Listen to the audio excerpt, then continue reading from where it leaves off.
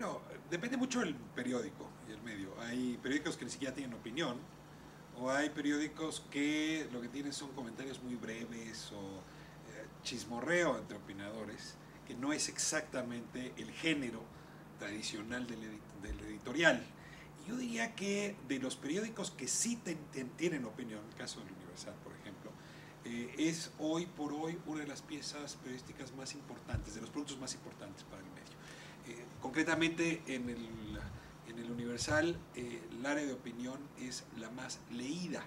Uno podría suponer que deportes, que espectáculos, que incluso la noticia minuto por minuto podría ser lo más leído, y no, de manera muy interesante al lector, tanto online, y tenemos también información digamos, de la parte escrita del periódico, el periódico impreso, que también es opinión lo que más se lee. Y a partir de ahí viene una discusión que me parece de lo más interesante. Hay en el medio de la opinión pública hoy cada día más información, particularmente por la maravilla que implica la red y el internet. Por la vía de Twitter, por la vía de Facebook, por la vía de los buscadores, por la vía de los blogs, en fin, la cantidad de información, la masa informativa que se está produciendo cada segundo es inmensa. Al punto donde es muy fácil que la persona hoy se sienta en una suerte de torre de Babel, saturada por la información y sin saber muy bien a qué creerle. Y en este sentido es donde el lector o la audiencia, cuando se trata de internet o de radio, televisión, empieza a pedir no solo información como producto, sino mapas de interpretación sobre ese producto, sobre la información. En otras palabras, el lector se vuelve demandante de mapas interpretativos y no solo de información. Y es ahí donde podemos entender por qué las piezas de opinión, las que explican de fondo los sucesos, las que ofrecen referencias, las que permiten entender el problema no solo desde la coyuntura, sino estructuralmente, se vuelven pieza clave. Porque lo que están buscando es no el tesoro, sino el mapa del tesoro. Y habría que decirlo, eso es lo que ofrece el editorialista, el opinador, que de manera profesional analiza los datos. En este sentido, si todo surge o se construye como se debiera, vamos a tener un mundo con cada vez mayor información, pero al mismo tiempo con mayor demanda de opinadores y quienes ofrezcan esos mapas de lectura. Okay. ¿Y cómo? Tienes dos criterios. Uno, y es el más natural, es que sea ya alguien probado en la capacidad de ofrecer esos mapas de interpretación.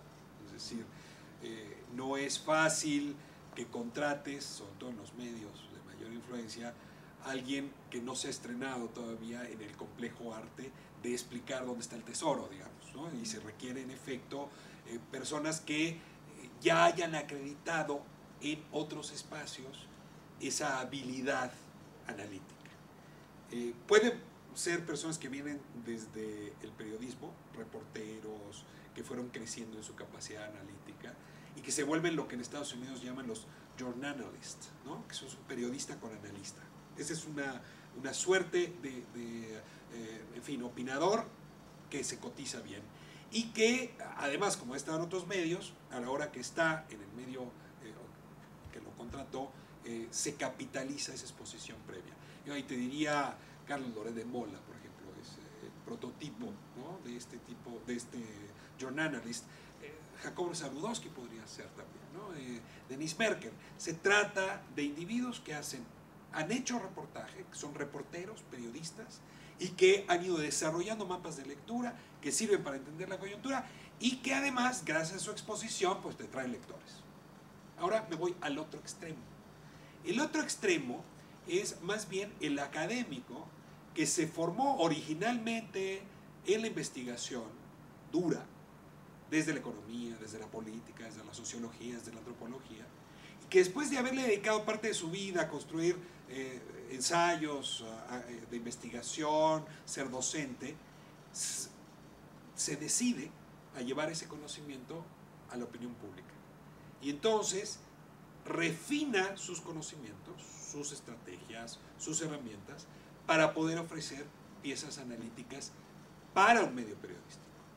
Y ese generalmente lo que ofrece es lo que llamamos artículo de fondo o textos de fondo periodísticos, pero cuyo sustrato, cuyo andamiaje original viene de la academia.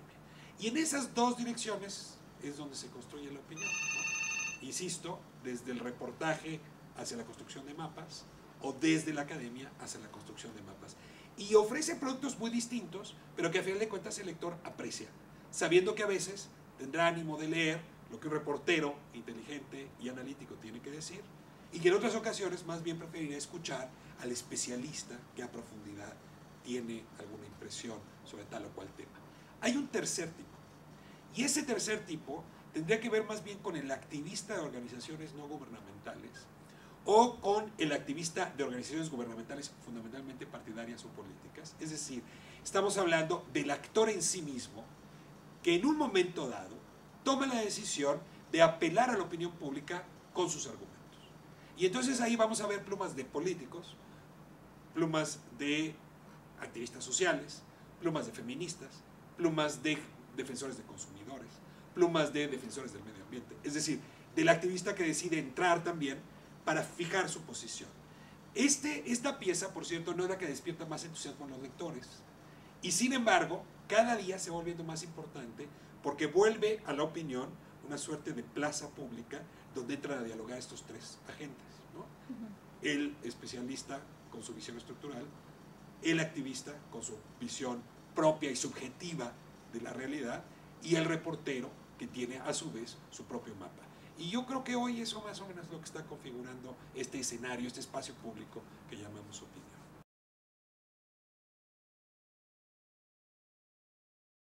No soy un creyente de la objetividad. Entonces, desde esta presunción o desde esta premisa, respondo a la pregunta. Los seres humanos somos sujetos y eso nos hace ser subjetivos. Si fuéramos objetos, a lo mejor podríamos ser objetivos. Dicho esto, asumiendo que somos subjetivos, me parece que podemos aspirar a tener un espacio incluyente, balanceado, amplio. Desde esta perspectiva, me queda claro que los medios de comunicación tienen una línea editorial donde unos cuantos sujetos construyen los argumentos principales. Y desde ahí podemos observar periódicos como el New York Times, que es más progresista, o como el Washington Post, que es más conservador, ¿no? Como el Financial Times, que tiene una visión económica más neoliberal, como La Jornada en México, que tiene una visión más de izquierda, déjame plantearlo, o como el periódico Reforma, que tiene una visión bastante más liberal en lo económico, pero de derecha en los valores. Entonces, sí, desde luego, no puedo negar que cada medio tiene una línea editorial construida por sujetos y que por lo tanto es subjetiva. Ahora, una vez que se hace explícito esto ante el lector, que la marca, el cabezal de un periódico corresponde a una visión de las cosas, me parece que es obligación del medio buscar voces que dialoguen en sintonía con esa línea editorial, pero también que no sean sintónicas con esa línea editorial. Es decir, que aporten elementos incluso adversos a la línea editorial, que coloreen de manera más amplia el espectro público. ¿Por qué? Porque el medio es una plaza pública. El asta bandera puede estar colocada en un lugar, pero eso no impide, no contraviene que las otras esquinas de esa plaza también se manifiesten. Y una vez que uno es franco, abierto, y dice, bueno, el periódico está aquí, puede empezar a abrir, en efecto, el espectro. Y creo que el lector lo agradece.